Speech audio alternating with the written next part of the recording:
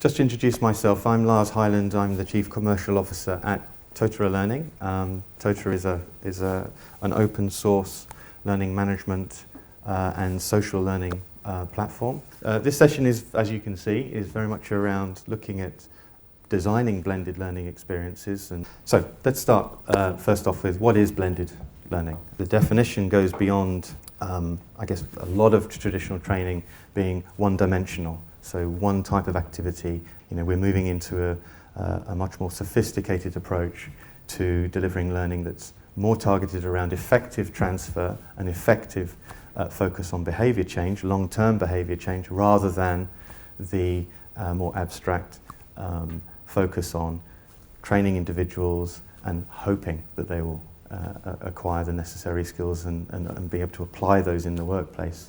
And it's characterised by a number of aspects. There's 4 here. First off, there's the learning strategy itself that we're looking to tackle. So that's very key. We need to be very clear about what it is we're developing a solution for in terms of its learning outcomes.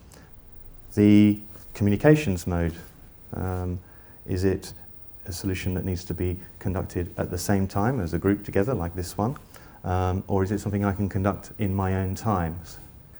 And then very importantly is clearly the social context. Are we doing this alone? Are we doing it one-to-one?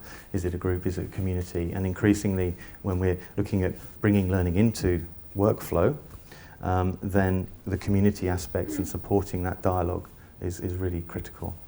Now, blended learning really brings together, or invites us to, I think differently about the sort of theories or the approaches that we want to leverage, and how you go about doing that depends on the situation. We need to understand the people that we're serving, the learners themselves. Where are they situated? What are their skills? What is their existing experience? In terms of the component ingredients of a blended learning experience, these are perhaps a simple way of categorising these into a layered approach. In the orange box, you can see here, that whole sector there focuses on assessment. And then within that formal sector, we also have the opportunity to conduct self-paced learning and attend live events such as this, or to attend live events online. But all the way through this, and if we look at the purple or pink box that's there around performance support, is to try and no longer see this as a separate, clear distinction between formal and informal practice, but to start to blend these together so there's a continuum. Collaboration that occurs both between learners, between the manager and the learners, between the facilitators, the coaches, the mentors, is absolutely critical to designing an effective blend. So as we heard this morning, Charles, I think, provided quite a lot of evidence and research that backs up the principle that we're seeing, that taking a more sophisticated approach to the various learning design aspects that you have in a blend, it does outperform more simple approaches. So, but what's lacking is that ability to support learners as they enter back into the normal work practices that they're in, and that it's essential that the blended experience really does become something that becomes a normal part of work. The additional sort of aspects of activities that we can include in a blend, social tools that will support the ongoing communication and collaboration, and capture more informal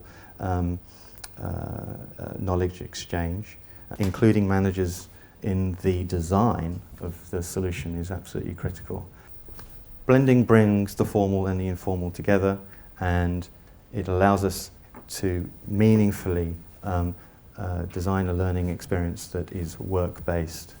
Needs to be felt as part of normal work practice and not something that you just go to on the occasion that you're asked to do a bit of training, which is still very, very common practice, which creates that cultural challenge and potentially a barrier. So how do we decide on the right blend?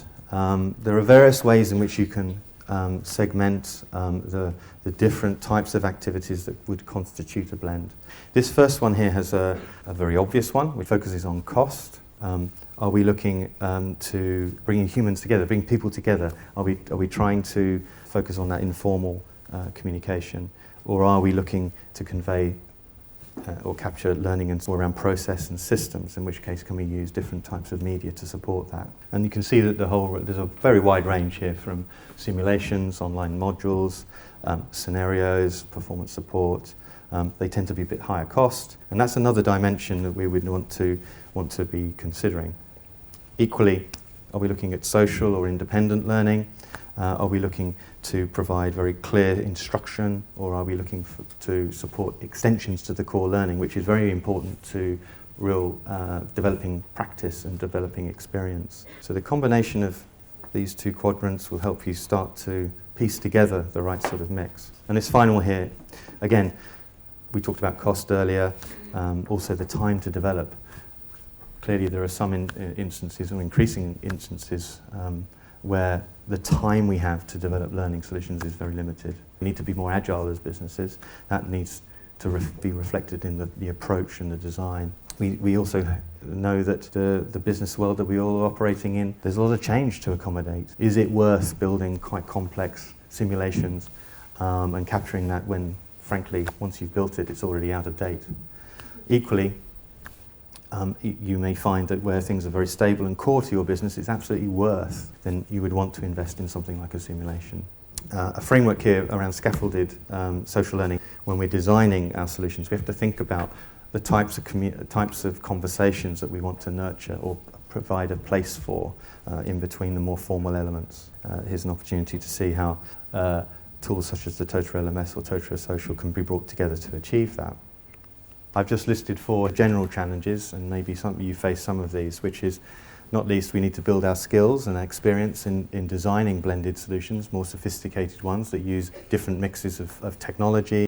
That said, it also requires different sets of resources to roll these blended learning programs out effectively, and it includes managers.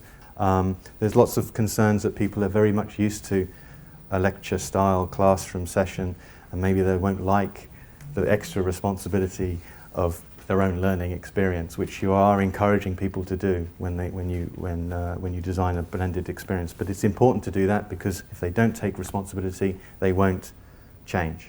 Equally, it's difficult to change if you don't have top-level support from your managers or your leadership team to support this type of model. And then just to finally summarize that it's important to identify what barriers you're addressing and then to structure that blend accordingly, to have an ability to encourage sharing and collaboration, and to do that in a way that you can have some sense of capture and being able to capture it and then utilize it as part of a blend and a flow.